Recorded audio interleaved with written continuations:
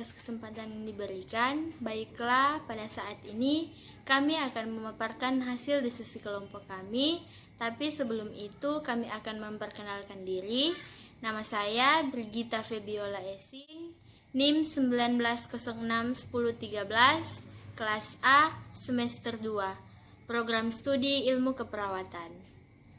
Nama saya Olivia Angelica Mona, NIM 19061007, kelas A semester 2, program studi ilmu keperawatan. Terima kasih atas kesempatan yang diberikan kepada saya. Perkenalkan, nama saya Anjani Elsia Singkara, NIM 19061010, kelas A, semester 2, program studi ilmu keperawatan. Dan pada saat ini kami akan membahas mengenai tema Wawasan Nusantara.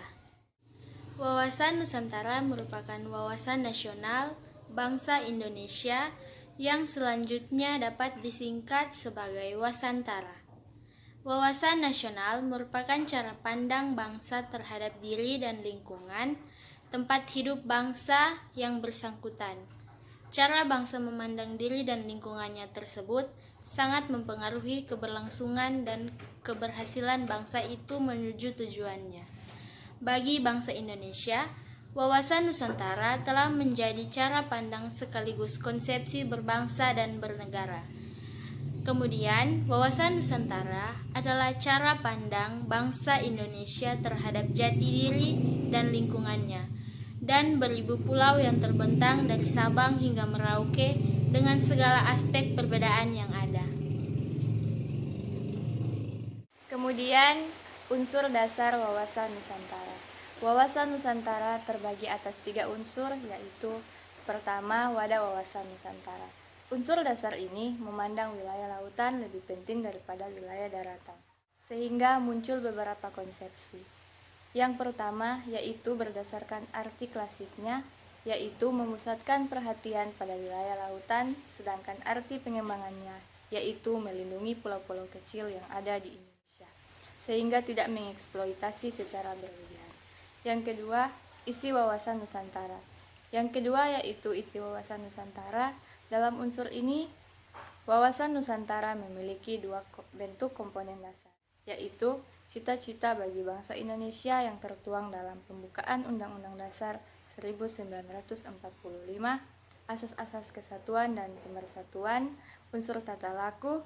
Tata laku merupakan dasar interaksi antara wadah dengan isi yang terdiri dari tata laku batinia dan lahiriah.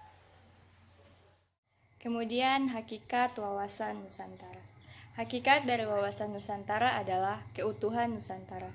Dalam pengertian cara pandang yang selalu utuh, menyeluruh dengan lingkup Nusantara demi kepentingan nasional. Asas wawasan Nusantara merupakan ketentuan-ketentuan atau kaidah-kaidah dasar yang harus dipatuhi, ditaati, dipelihara, dan diciptakan demi taatnya dan setianya komponen membentuk bangsa Indonesia terhadap kesepakatan bersama. Kemudian, hakikat wawasan Nusantara. Hakikat dari wawasan Nusantara adalah keutuhan Nusantara. Dalam pengertian cara pandang yang selalu utuh, menyeluruh dengan lingkup Nusantara demi kepentingan nasional. Asas wawasan Nusantara merupakan ketentuan-ketentuan atau kaidah-kaidah dasar yang harus dipatuhi, ditaati, dipelihara, dan diciptakan demi taatnya dan setianya komponen membentuk bangsa Indonesia terhadap kesepakatan bersama. Lalu, asas wawasan Nusantara terdiri dari kepentingan yang sama, keadilan, kejujuran, solidaritas, kerjasama, dan kesetiaan. Di sini saya akan menjelaskan tentang yang pertama, ada pandang wawasan Nusantara.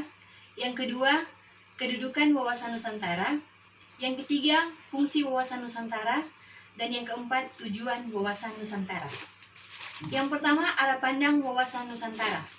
Arah pandang wawasan Nusantara dibagi menjadi 2, yaitu arah pandang ke dalam dan arah pandang keluar. Arah pandang ke dalam yaitu bangsa Indonesia harus peka dan berusaha dalam mencegah dan mengatasi faktor-faktor yang menyebabkan suatu konflik bangsa dan harus dapat memelihara kesatuan dan persatuan kebinekaan Tunggal Ika. Arah pandang keluar mengandung makna dalam kehidupan. Yang kedua, kedudukan wawasan Nusantara. Kedudukan wawasan Nusantara yaitu wawasan nasional bangsa Indonesia yang merupakan ajaran yang diyakini keberadaannya oleh seluruh rakyat agar tidak terjadi penyesatan dan penyimpangan dalam upaya mencapai serta mewujudkan cita-cita dan tujuan nasional. Wawasan Nusantara dalam paradigma nasional dapat dilihat dari klasifikasinya. Yang pertama, Pancasila sebagai filsafah. Yang kedua, Undang-Undang Dasar sebagai landasan konstitusi negara. Yang ketiga, wawasan Nusantara sebagai visi nasional. Dan yang keempat, ketahanan nasional sebagai kebijaksanaan nasional. Yang ketiga, fungsi wawasan Nusantara. Wawasan Nusantara berfungsi sebagai pedoman, motivasi atau dorongan, serta rambu-rambu dalam menentukan segala jenis kebijaksanaan, keputusan, tindakan, dan perbuatan bagi penyelenggara negara di tingkat pusat dan daerah. Yang keempat, tujuan wawasan Nusantara. Tujuan wawasan Nusantara yaitu mewujudkan nasionalisme yang tinggi di segala aspek kehidupan rakyat Indonesia. Sekian hasil pemaparan dari kelompok kami. Terima kasih.